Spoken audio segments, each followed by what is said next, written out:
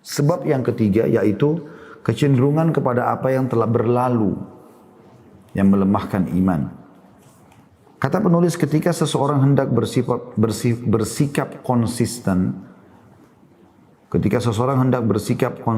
tiba-tiba ia merasakan suatu perpindahan dalam hidupnya, di mana pada masa lalu ia hidup dengan penuh maksiat kepada Rabb-Nya, dipermainkan syaitan dan penuh keguncangan dalam hidupnya. Kemudian ia berpindah menuju kestabilan rohani dan ketentraman. Di sini ia menemukan perbedaan yang amat jauh antara kehidupan masa lalu dengan kehidupannya sekarang. Akan tetapi pada masa-masa tertentu dia teringat pada masa lalunya, sahabat-sahabat masa lalu dan berbagai perilakunya bersama mereka. Kemudian ia melepaskan tali kekang fikirannya untuk menelusuri masa lalu pada ingatannya. Sikapnya yang semacam itu secara tidak langsung telah memberi peluang kepada syaitan untuk melancarkan serangan tipu daya serta bermain dengannya. Hingga ia berfikir untuk kembali kepada masa lalunya dan kemudian kembali kepada teman-teman lamanya. Teman-teman masa lalu itu pun menggerogoti benih-benih keimanan yang baru bersemi dan kebersihan jiwanya dari dalam hatinya. Sebagaimana dikatakan bahwa teman itu adalah penggerogot atau perampas.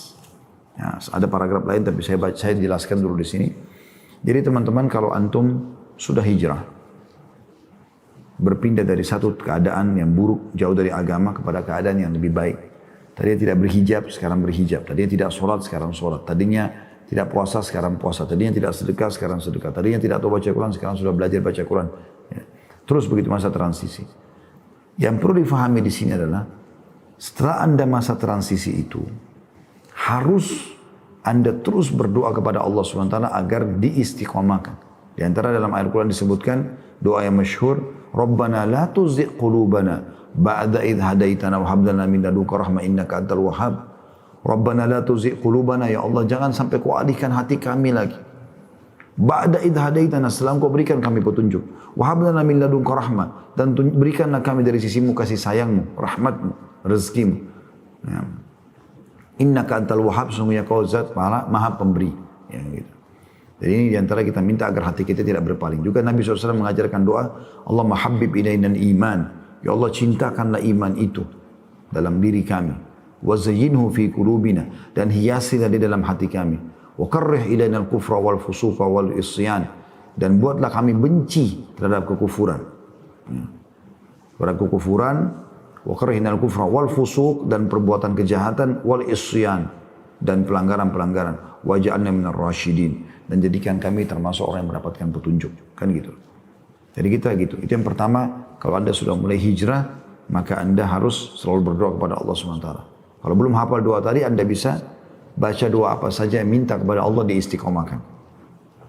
Yang kedua, Anda harus mengisi waktu-waktu lowong Anda yang dulu Anda, atau waktu-waktu yang sekarang lowong, yang dulu Anda pernah isi dengan kemaksiatan. Misal, jam 10 sampai jam 11 malam dulu Anda sering ke karaoke. Misal, jam 11 sampai jam 12 malam Anda sering misalnya ke diskotik. Sekarang Anda sudah hijrah, sudah tobat.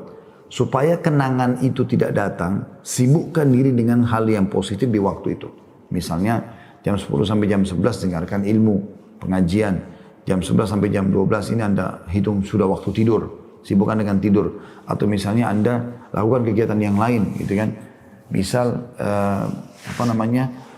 membaca Al-Quran, berzikir, ya, berdiskusi hal-hal positif sama keluarga, ya, mengajarkan anak-anak, apalah gitu kan. Misal contoh, walaupun ini sudah waktu malam ya, tapi ini contoh saja. Intinya Anda isi waktu yang dulu pernah terisi dengan kemaksiatan di masa sebelum hijrah.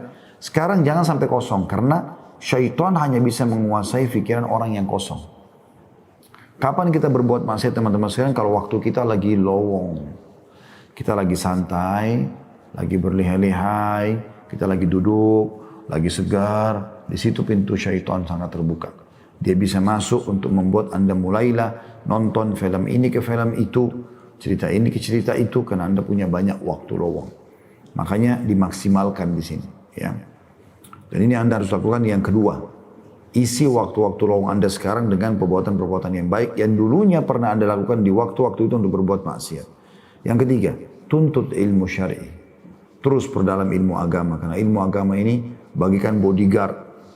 Ya, kalau Anda punya ilmu agama, Anda mau makan, mau minum, mau tidur, mau bergaul, mau bekerja, pasti ilmu agama akan bicara. Ini boleh, ini nggak boleh. Dia akan pandu kita. Yang keempat, ya, Anda membentuk komunitas.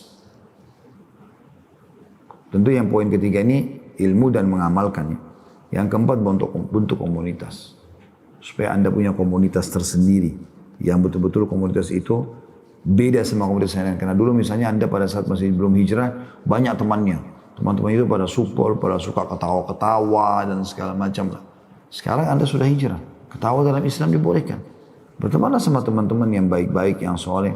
Yang hiburan mereka pun, kalaupun ketawa memang cerita nyata. Benar, bukan bohong, bukan segala macam. Hiburannya, kalau dia butuh biologis adalah ke pasangan halalnya, bukan ke perzinahan. Hiburannya kepada tilawah Al-Quran, majelis ilmu, bukan lagi ke musik-musik seperti itulah. Ya.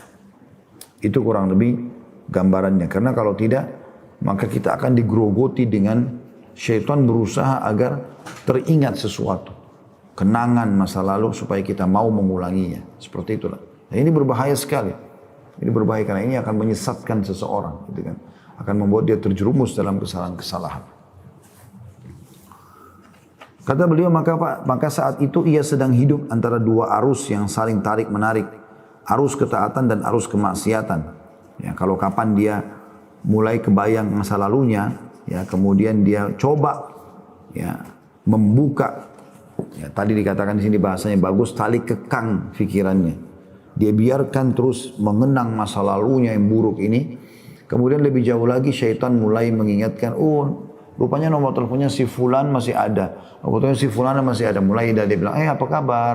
Assalamualaikum, apalah. Mulai tegur sapa lagi sama teman-teman buruknya. Pada saat itu mereka akan menghancurkan semua bibit-bibit tanaman iman dalam hati Anda yang sedang bersemi. Mereka pasti dengan satu dua kisah, ketemu yuk, ayo gini-gini. Misal, begitu Anda ketemu, udah selesai urusan. Pasti syaitan akan mendukung, dari syaitan jin akan mendukung syaitan-syaitan manusia ini untuk menghancurkan semua bibit itu. Mereka akan taruh racun, maka matilah semua. Dan pada saat itu kata penulis di sini, maka saat itu ia sedang hidup antara dua arus yang saling tarik-menarik. Arus ketaatan yang tadi ada potensi dalam dirinya dan arus kemaksiatan. Sedang ia sendiri hidup di dalam kondisi pertempuran psikologis antara kebenaran dan kebatilan. Oleh karena itu, dalam suatu kisah tentang seseorang yang telah membunuh 100 jiwa. Seorang alim berkata kepadanya, pergilah engkau ke negeri Fulan. Karena sesungguhnya di negeri itu terdapat orang-orang yang menyembah Allah. Dan hendaknya engkau menyembah Allah bersama mereka dan jangan engkau kembali ke negerimu. Karena sesungguhnya negerimu itu adalah negeri yang buruk. Ya, hadits ini masyhur diriwayatkan oleh Bukhari Muslim. Anda tentu sudah tahu hadis ini tentang kata Nabi SAW, ada seseorang yang telah membunuh 99 jiwa. Kemudian dia datang kepada seorang abid. Abid berarti suka ibadah tapi nggak punya ilmu. Kemudian dia bertanya, saya sudah bunuh 99 jiwa. Sekarang saya mau tobat. Kira-kira Allah terima nggak tobat saya? Maka karena abid ini, orang yang suka ibadah tapi nggak punya ilmu, dia nggak faham ilmunya, maka dia mengatakan 99 jiwa. Mana bisa kau diampuni? Maka orang ini karena putus asa dibunuhlah orang itu sekalian. Jadi genap 100 kata Nabi SAW. Dia terus jalan sampai bertemu dengan seorang yang alim. Orang yang faham agama, punya ilmu yang bagus, yang luas. Lalu dia tanya, saya sudah bunuh 100 orang. Allah masih terima tobat saya enggak? Kata orang tersebut, ya Allah Maha Pengampun. Maka orang itu pun menyatakan dirinya dia mau bertobat. Dia kembalikan hatinya kepada Allah SWT. Dia beristighfar dan bertobat kepada Allah. Kemudian dia minta saran dari orang alim itu. Kata orang alim itu, mulai sekarang kau pergi ke negeri Fulan. Ada negeri yang kau bisa datangi di sana. Sana banyak orang soleh. Ikuti mereka sampai kau meninggal. Ibadah sama mereka. Dan jangan kau kembali ke negerimu karena negerinya terkenal orang-orang yang hampir semuanya buruk. Jangan kau kembali karena mereka akan merusaknya. Maka orang ini pun menuju ke negeri yang ditunjuk tadi orang soleh. Subhanallah, di tengah jalan meninggal dia. Belum sampai ke negeri yang dia mau beribadah ini, meninggal. Tapi dia sudah niat dalam hatinya ingin bertobat nasuha. Dia tinggal mau perbaikin sekarang ibadahnya, mau belajar di sana. Begitu meninggal, kata Nabi SAW, Allah mengutus 2 malaikat. Satu malaikat rahmah yang mau bawa ruhnya, yang menandakan dia adalah ahli surga, dan satu malaikat penyiksa yang ingin mendaftarkan dia atau membawakan dia ke dalam neraka. Maka Allah subhanahu, dan ini mereka berebut nih, ruhnya dibawa oleh siapa? Allah mendatangkan malaikat lain dalam sosok manusia lalu menengahi kedua malaikat ini. Lalu berkata, ada apa masalah kalian? Lalu mereka berdua ceritakan. Kata malaikat yang menjadi penengah ini, coba ukur jarak langkah dia. Kalau jarak langkah dia ke negeri yang dia mau perbaikin semua perbuatannya itu lebih dekat, maka malaikat rahmah yang membawanya. Kalau dia lebih dekat dengan negerinya yang buruk, maka yang membawanya malaikat penyiksa. Kata Nabi SAW, maka Allah melebihkan jarak lebih dekat menuju ke tempat taubatnya 1 jengkal saja, bedanya. Maka dia pun dibawa oleh malaikat rahmah. Jadi kita lihat di sini teman-teman sekalian, bagaimana pentingnya seseorang jangan sampai merusak taubatnya. Jangan lagi membuka pintu-pintu kecenderungan mengingat masa lalunya. Gitu kan. Jadi sebenarnya berlaku juga pada hal-hal yang lain ya. Jadi mengenang masa lalu terlalu berlebihan ini bisa berbahaya. Termasuk Anda mengenang amal soleh. Kalau Anda cuma sekedar menjadikannya sebagai sebuah pemicu agar bisa Anda menjaga hal yang sama atau Anda lebih baik sekarang, itu masih mungkin boleh. Tapi masalahnya kadang-kadang ada orang, oh dulu saya sudah 10 tahun menjadi pengurus masjid, pengurus yayasan. Sekarang saya sudah tidak lagi. Ya 10 tahun lama, sekarang tidak apa-apalah saya bermaksiat, na'udzubillah. Dia bilang begitu misalnya. Maka dia bermaksiat setahun, bisa saya maksiat setahun itu mungkin lebih besar dosanya, hukumannya daripada pahala yang dia dapatkan selama 10 tahun tadi. Misal contoh, gitu kan. Ada orang begitu, subhanallah. Dia orang baik, tapi karena dia buka dirinya untuk bergaul dengan orang bebas, maka akhirnya terjerumus dalam kesalahan-kesalahan. Dan ini bahaya. Untuk kembali kepada tangga yang pertama, keimanan yang pertama, atau poin pertama tadi, masalah orang soleh itu sulit. Bisa tapi sulit. Saya sering bahasakan, kemaksiatan itu ibarat seperti sebuah jurang teman-teman sekalian. Kalau Anda sudah berada di tepi jurang, di atas gunung, apa yang Anda lakukan supaya tidak jatuh ke dalam gunung, atau jatuh dari gunung itu? Berhenti dan kembali. Minimal Anda berhenti. Jadi kalau ada kesempatan berbuat dosa, berhenti. Itu minimal. Ya, maksimalnya adalah tinggalkan. Karena kalau Anda bilang, saya mau coba dulu jatuh nggak sih? Kakinya coba-coba di lereng gunung itu, maka dia bisa jatuh. Dan pada saat dia jatuh, terguling-guling ke bawah, untuk kembali lagi ke atas butuh upaya yang sangat luar biasa. Harus punya alat-alat, tenaga, segala macam untuk dia bisa naik kembali ke atas. Para ulama berkata sepatutnya orang yang telah bertobat untuk memisahkan diri dari keadaan-keadaan yang biasa ia lakukan di masa maksiat, serta berpaling secara menyeluruh dari semua itu, dan menyibukkan diri pada hal-hal lain yang mendukung sikap konsistennya. Ini adalah poin penting yang harus diperhatikan, sebab syaitan selalu berusaha untuk melakukan tipu dayanya terhadap mereka yang telah bertaubat agar kembali kepada sahabat-sahabat lamanya dengan alasan mengajak mereka untuk kembali kepada Allah. Sementara ia belum memiliki keteguhan dalam menerima petunjuk, dia sendiri masih lemah imannya.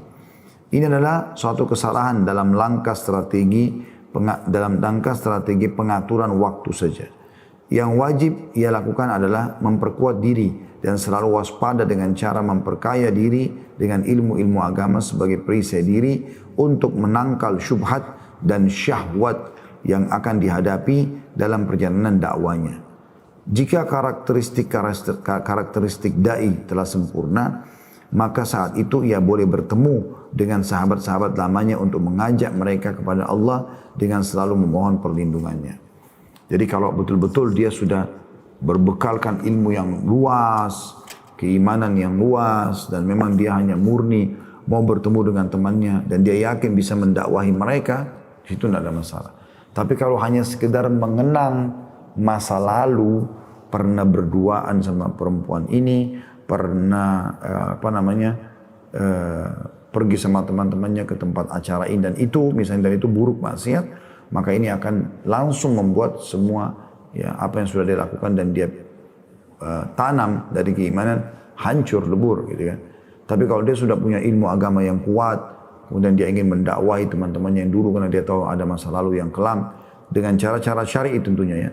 dengan cara-cara syar'i, maka itu adalah hal-hal yang insya Allah dibolehkan ya, dan tidak ada pelanggaran di dalamnya. Allahu a'lam.